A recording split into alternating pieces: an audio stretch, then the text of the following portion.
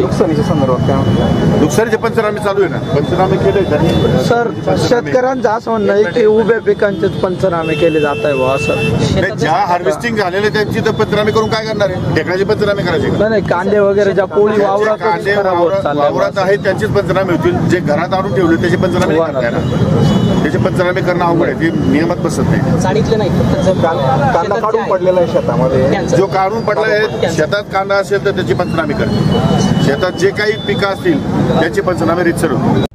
तुमचं परत एक वादग्रस्त विधान आलं. तुम्ही म्हणले आता काय ढेकळांचे पंचनामे करायचे का? असं नाही म्हटलो मी. मला बऱ्याच अंशी जमिनीमध्ये पेरणी संपलेली आहे. फळबागांचं या ठिकाणी नुकसान झालेलं आहे आणि फळबागांचं नुकसानीसाठी पंचनामे करायला सांगितलेलं आहे.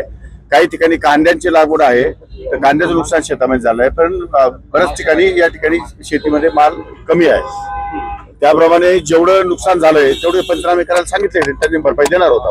पण त्याच्यात तुमचं वाक्य असं होतं की हे सगळं तुम्ही उचलून घरी नेलंय, इथं काय आता काय ढेकळाचे पंचनामे करायचे? काही ठिकाणी आता जर नांगरट, जर काही शेतकऱ्याचं नांगरणी करणं काम आहे त्यांचं.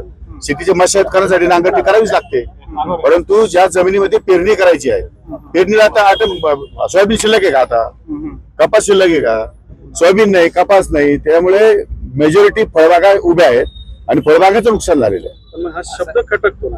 अजून तुम्ही त्याचा अर्थ वेगळा घेतला, मी काय करू? काय ढेकळाचे पंचनामे का? अरे पण ज्या ठिकाणी जमिनीवर काहीच नाही आहे तिथं पंचनामे करून काय करणार? असा एक कांदा आहे, ते आहे ना, मग सांगितलं ना मी. कांद्याचं पिकाच्या संदर्भात पंचनामे करायला सांगितले आहे, फळपिकाचे पंचनामे करायला सांगितले आहे. जिथं इथं शेतकऱ्याचं नुकसान झालं त्या शेतीच्या नुकसानीचे पंचनामे करण्याचे आदेश दिलेले आहेत. आता मराठवाड्यात किंवा इतर महाराष्ट्रामध्ये हे जो आधीचा पाऊस आलाय त्यांनी प्रचंड नुकसान झालेलं आहे. या सगळ्या पिकांचे पंचनामे करण्याचे आदेश जिल्हाधिकाऱ्यांना दिलेले आहेत आणि जे जे पिकांचं नुकसान होईल त्या पिकांची नुकसान भरपाई शासनामार्फत शेतकऱ्यांना मिळणार आहे. एवढ्या सगळ्याच्या तुम्हाला हे विचारण्याचं की टेक्निकल सगळी सिस्टीम तुम्ही जे बोलत होता ते ओके होते, पण ते बोलताना तुम्ही शेवट जो केलात का ढेकळाचे पंचनामे. जमीन एक सारखे नाही ना बाबा, क्रॉप सुद्धा एक सारखे नाहीये. हो ना, पण शेतकऱ्यांसाठी, शेतकऱ्यांचे प्रतिनिधी म्हणून तुम्ही जो शब्द वापरला तो शेतकऱ्यांना खटकणार आहे किंवा त्यांच्या जीवाला लागणार आहे. तुम्ही त्या ज्या शेतकऱ्यांकडे माल आहे त्याला जीवाला लागण्याचं काही कारण नाहीये.